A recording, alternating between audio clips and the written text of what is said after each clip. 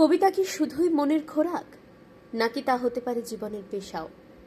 আবৃত্তি কি কেবল মঞ্চে করতালির মধ্যেই সীমাবদ্ধ, নাকি এর মধ্যেই লুকিয়ে রয়েছে এক উজ্জ্বল কর্মজীবনের সম্ভাবনা?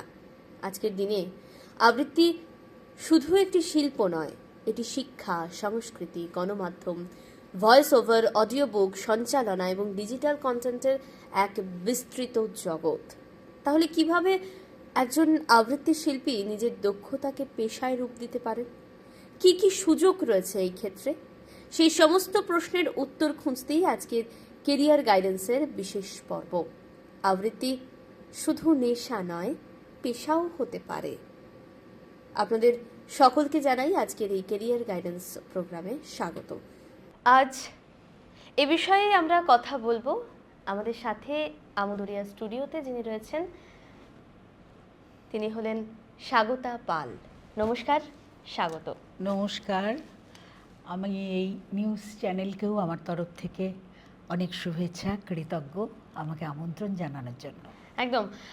তো তোমার সাথে তো আমার অনেক দিনের একটা সম্পর্ক, তো আমি তুমি করেই বলছি, কোনো রকম কোনো ফর্মালিটি আপনিতে আমি যাচ্ছি না, কখনো নয়। আর আমাদের আজকের এটা সাক্ষাৎকার ঠিক নয়, একটা আড্ডা দিয়ে আমরা অনেকদিন পর দেখা হয়েছে আমাদের।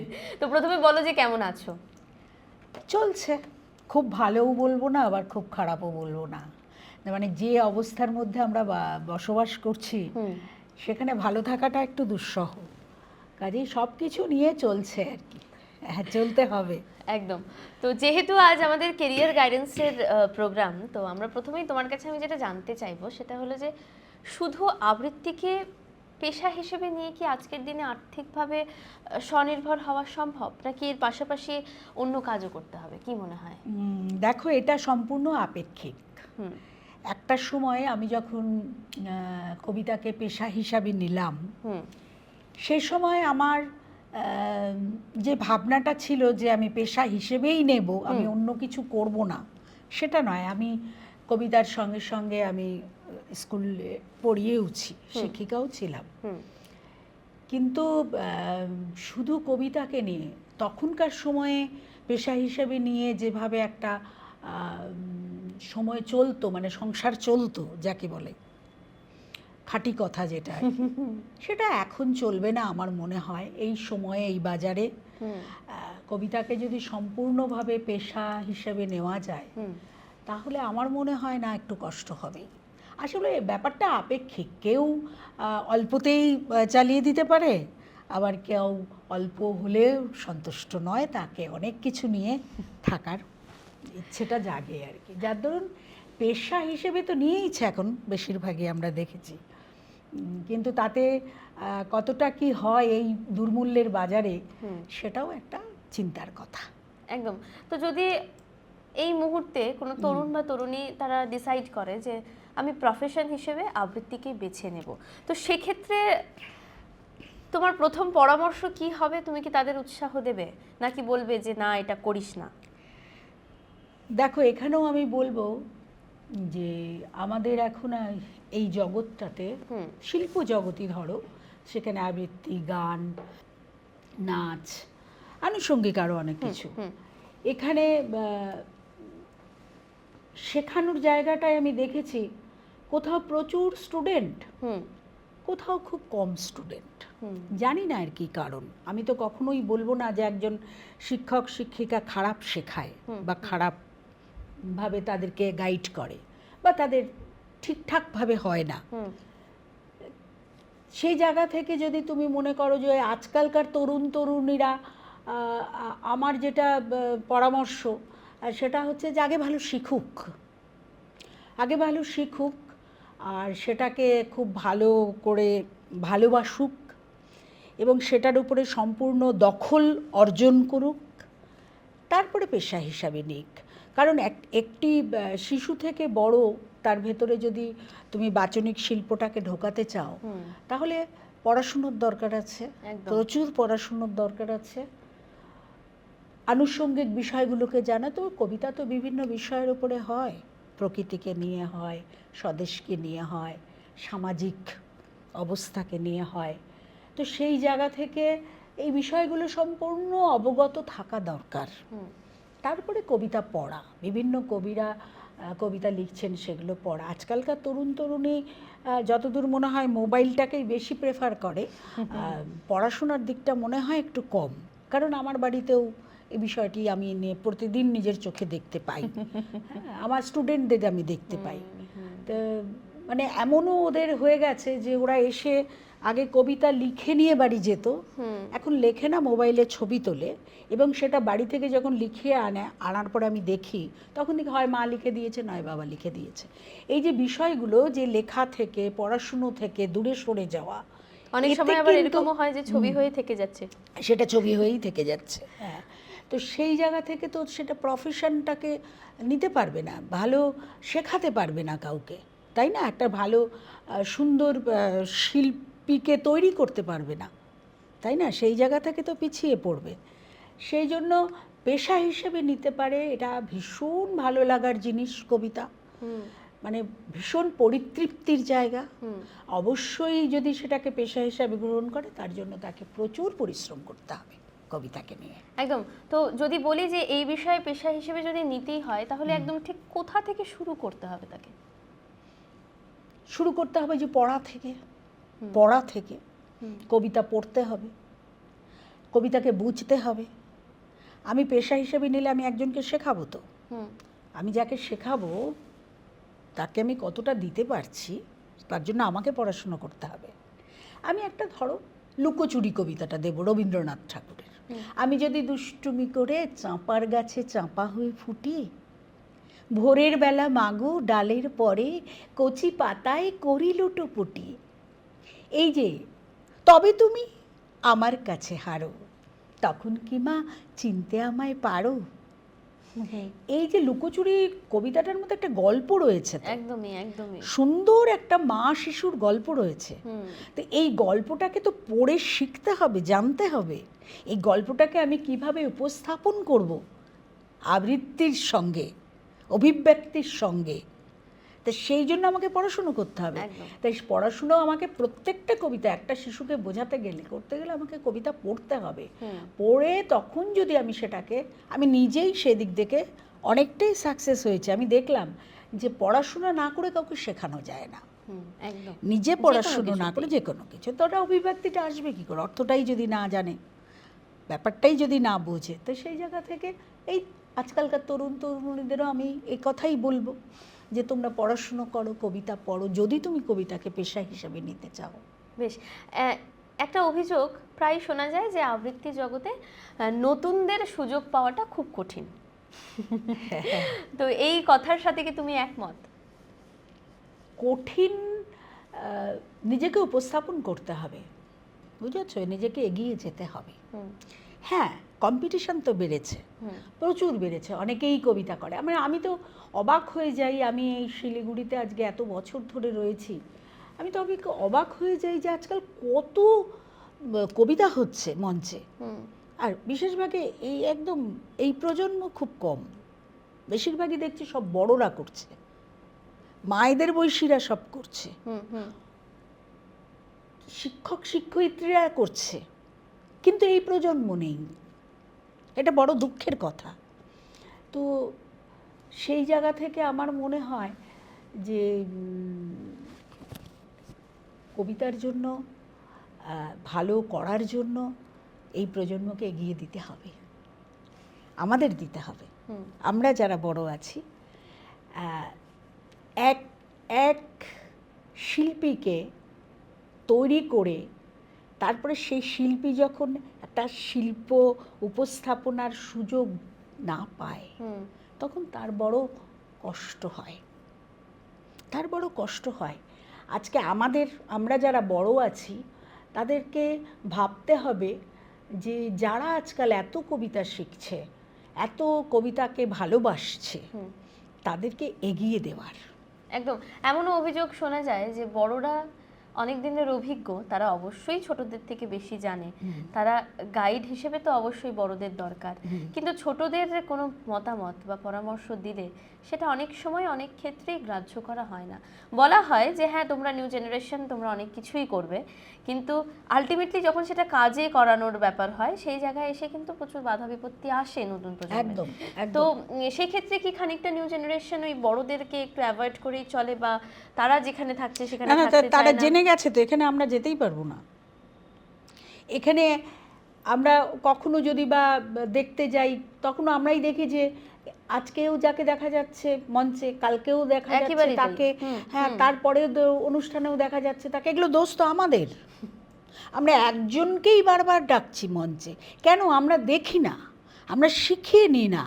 শিখিয়ে নিয়ে তাদেরকে স্টেজে অ্যানাউন্সমেন্ট, ধরো আমি তোমাকে বলি, যে কোনো অনুষ্ঠানের অ্যানাউন্সমেন্ট, আমি অনেক অনুষ্ঠানে আমন্ত্রণ পাই, আমি অনেক অনুষ্ঠান দেখতে যাই, কিন্তু আমার ওইখানে বসে একই মুখ একই অ্যানাউন্স, একই মুখ একই অ্যানাউন্স, হয়তো প্রোগ্রামটা আলাদা, একদম। কিন্তু এটা আমার ভালো লাগে না। তারা তো ভালো, তারা তো ভালো করে ফেলেছে একদম। তারা ভালো করে, আর ভালো করে যারা তারাই বারবার আসবে, তারাই সব অনুষ্ঠানে তাদেরকেই দেখা যাবে। বাকি যারা আজকাল উঠছে তাদেরকে আমরা ডাকছিই না, তাদেরকে আমরা বলছি না। আমি একটা অনুষ্ঠানকে উপস্থাপন করব, আমি ধরো সোনার তরী, আমি সোনার তরীর একটা পুরো 3 ঘন্টার অনুষ্ঠান আমি করব। একদম। এবার করতে গিয়ে আমাকে এই 3 ঘন্টার একটা অ্যানাউন্সমেন্ট দরকার আছে পুরো অনুষ্ঠান করার জন্য।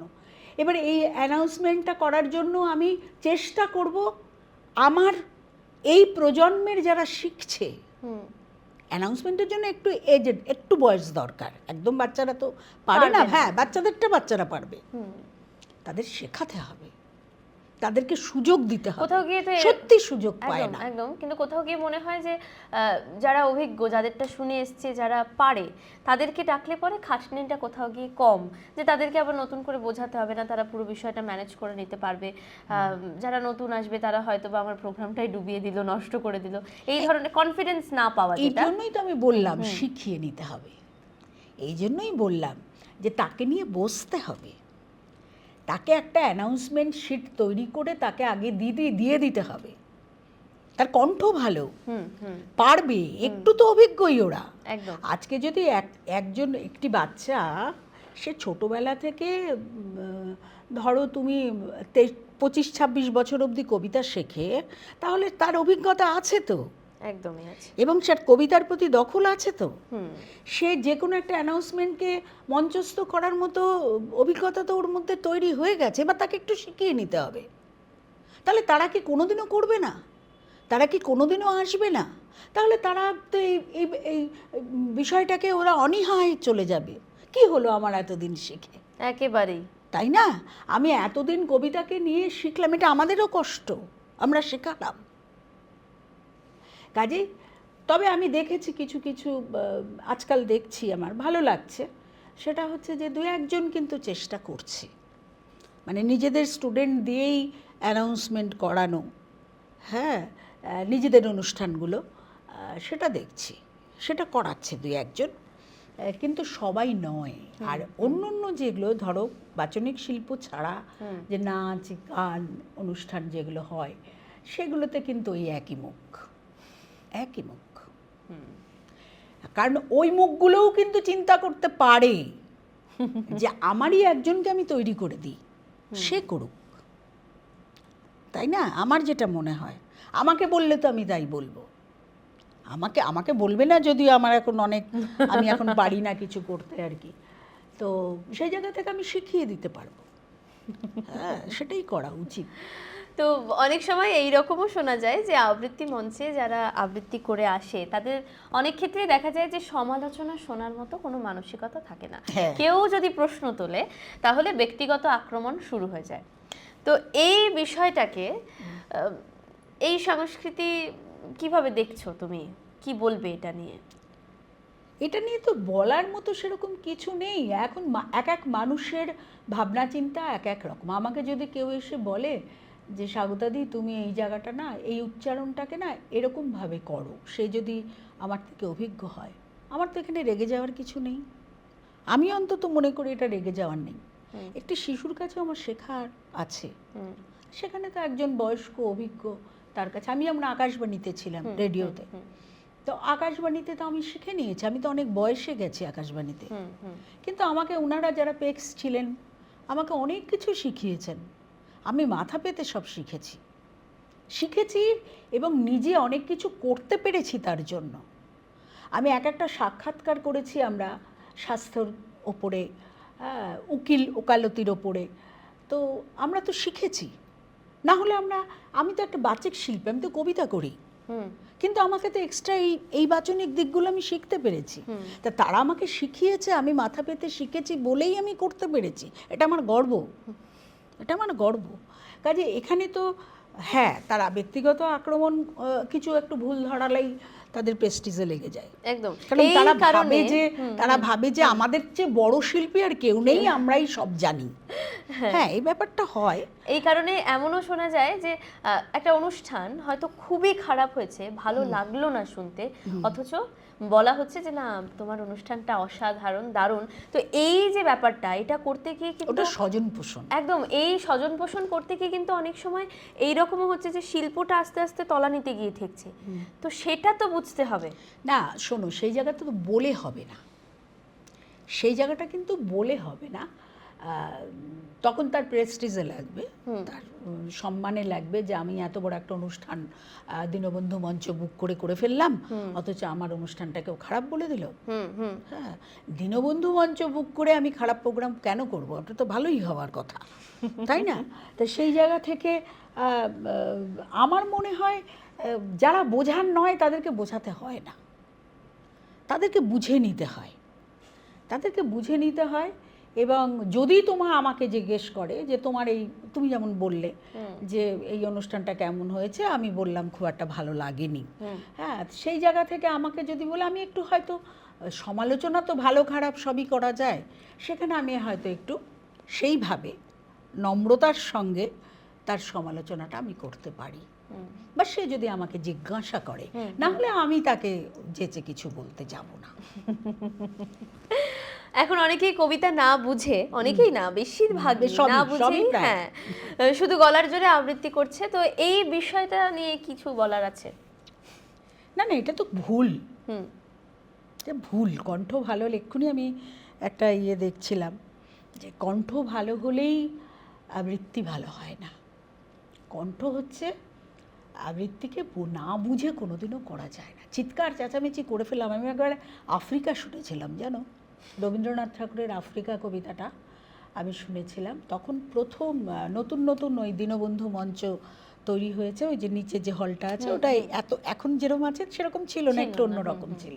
তো ওখানে একটি ছেলে, তাকে বলা হলো তুমি আফ্রিকা করো, একটু আগে তোমার কথাটার সঙ্গে এটা মিলে যাবে আর কি। তো আফ্রিকা করতে উঠলো, আমারও তখন একটু বয়সটা কমই ছিল।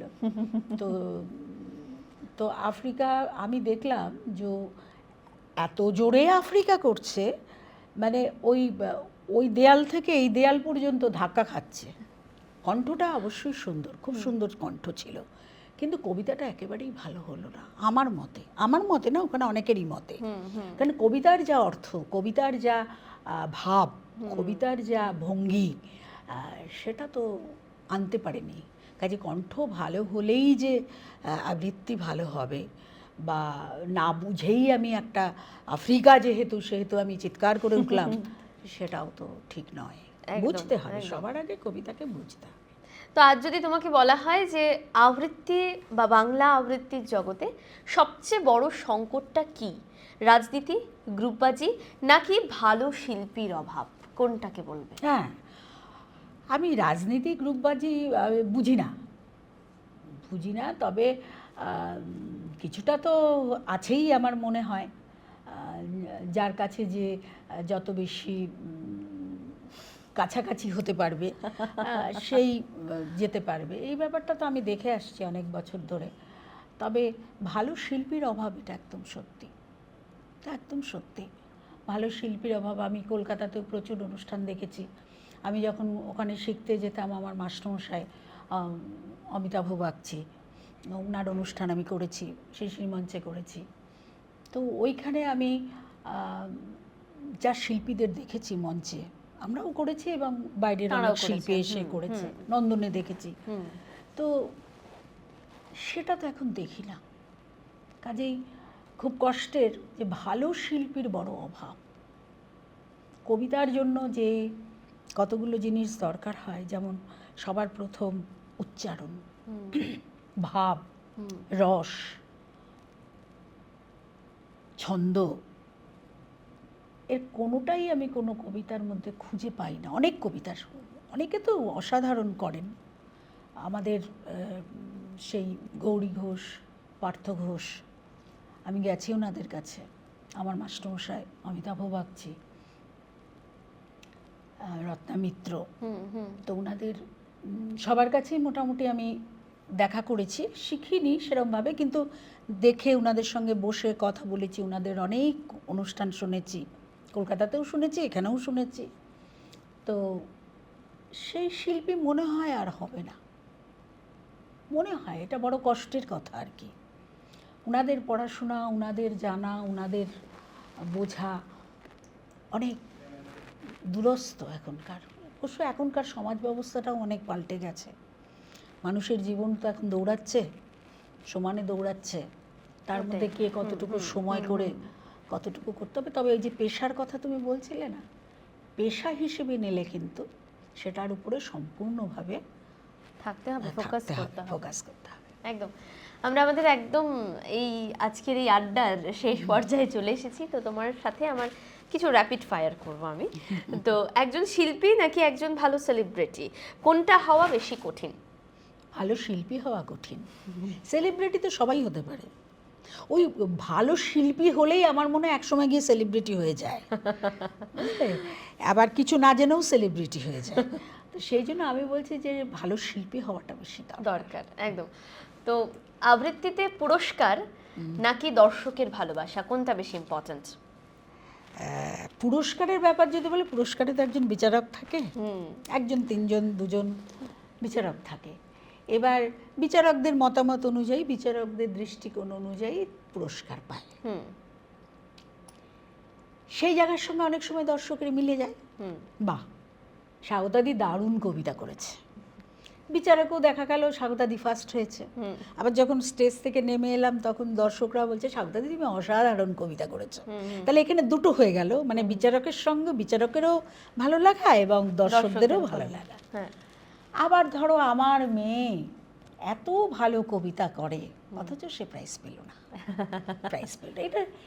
এটা এই জায়গাটা থেকে এগুলো আপেক্ষিক আর কি, এগুলো বলা যায় না। দর্শকদের ভালোবাসা পাওয়াটা তো খুব আনন্দের, সবাই যদি ভালোবাসে, কবিতাকে আমার প্রশংসা করে তাহলে ভালো। তবে দর্শকরা সবসময় যে সঠিক প্রশংসা করে তাও নয়, আর বিচারকরাও যে সবসময় সঠিক বিচার করেন তাও নয়। আজকে আমি এই বয়সে এসে এই কথাটা বলছি আর কি। মঞ্চ নাকি ইউটিউব, আজকের দিনে শিল্পীর আসল আমি তো মঞ্চ বলবো, আমি মঞ্চ বলবো। ইউটিউব আমি দেখি না তা না, আমি অনেক প্রোগ্রাম ইউটিউবে দেখি, কিন্তু আমার মঞ্চের জায়গাটা পাই না। মঞ্চের আনন্দটা আলাদা, একদমই, ওটা ইনস্ট্যান্ট হয় একদম। এক কথায় বলতে হবে যে আবৃত্তি জগতে সবচেয়ে বড় সমস্যা, একদম এক কথায় সমস্যা, পড়াশোনা করে না কেউ, আর কিছু না।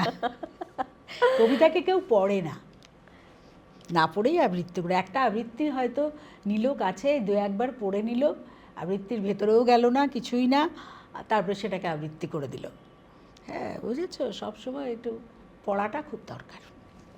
আমি এই পড়াটাকে খুব গুরুত্ব দিই।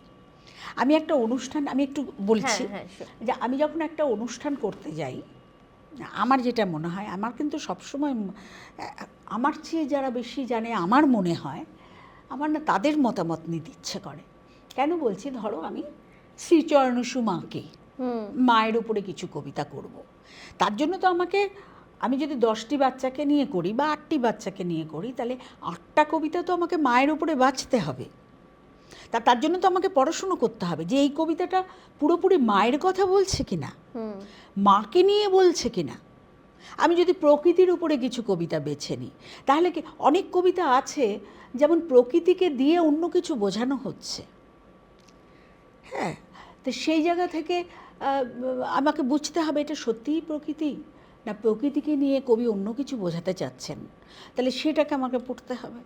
তাহলে এই যে পড়ে আমাকে বিষয়টাকে নির্বাচন করতে হবে, তো সেই জায়গাটাতে আমরা করছি কি না সেটাই জানি না, মনে হয় করছি না।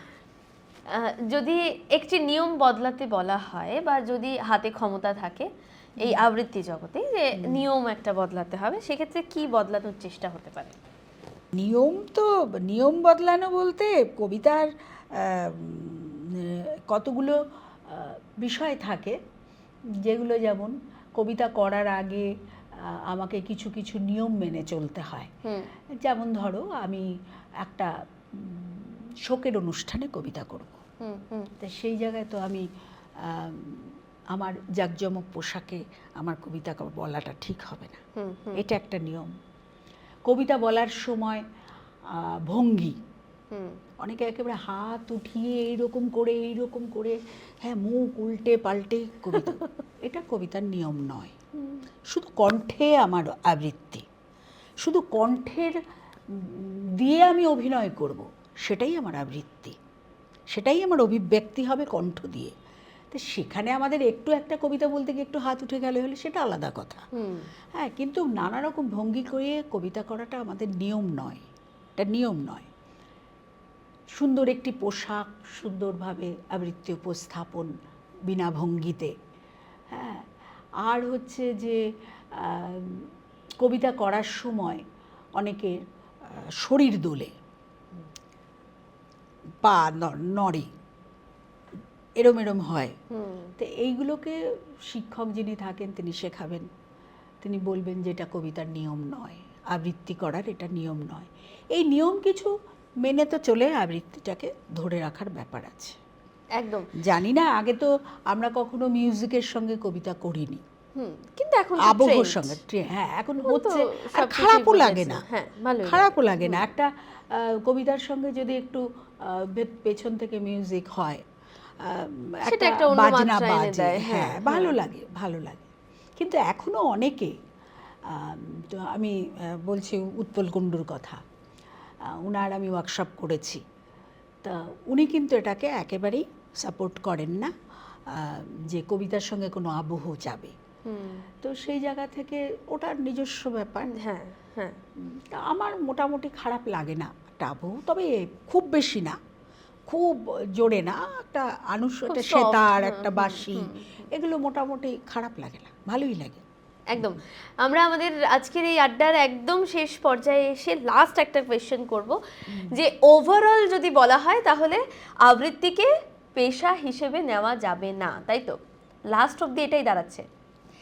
না না, নেওয়া যাবে না বলিনি আমি, শিখে নেওয়া যাবে আমার মতে। পেশা হিসাবে তো সবাই চলিতে গলিতে সবাই তো এখন কবিতা শেখায়, হ্যাঁ সবাই কবিতা শেখায়, কিন্তু পেশা হিসেবে নেওয়া যাবে না এই কথাটা আমি কখনোই বলবো না, মানে নিশ্চয়ই শিখে নেওয়া যাবে। পেশা হিসেবে নিতে গেলে আমাকে পড়াশুনো করতে হবে, কবিতা পড়তে হবে, কবিতাকে বুঝতে হবে, কবিতাকে জানতে হবে। আমি আমার জীবনের একটা ছোট্ট কথা বলি, সেটা হচ্ছে যে আমি প্রথম যখন কবিতা শেখাবো বলে ভাবলাম, তখন আমি ভাবলাম আমি নিজে কি শিখেছি? না, আমাকে আগে নিজে কিভাবে কবিতা শেখায়, আমরা তো ছোটবেলায় কোনো শিক্ষক পাইনি। আমি একটা কবিতা তুলে চলে যেতাম সেই কোন বিবেকানন্দ পল্লী, আর কোথায় গিয়ে যে আমার আকাশবাণীর অ্যানাউন্সার ছিলেন পীযূষ ঘটক, স্বর্ণদা, হ্যাঁ ওনাদের কাছে শোনাতে চলে যেতাম যে দাদা আমার কবিতাটা আপনি শুনুন ঠিক হচ্ছে কিনা। আমরা শিক্ষক পাইনি, এখন তো অনেক শিক্ষক। তো সেই জায়গা থেকে কবিতাটাকে পেশা হিসাবে নেওয়া যাবে না তা নয়, কিন্তু একটু শিখে নিতে হবে, বুঝে নিতে হবে, তারপরেই নেওয়া উচিত। অভিজ্ঞতা থেকেও হয়।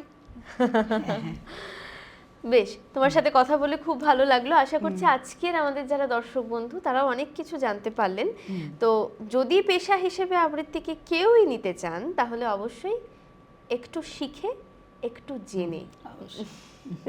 তাহলে তোমাকে আরো একবার অনেক অনেক ধন্যবাদ জানিয়ে আমরা আমাদের আজকের এই পর্বের অনুষ্ঠান শেষ করছি। আবারও ফিরবো নতুন কোনো পর্বের সাথে, নতুন কোনো অতিথির সাথে। আমুদরিয়া আপনাদের সঙ্গে আছে, আপনারাও থাকুন আমুদরিয়ার সঙ্গে।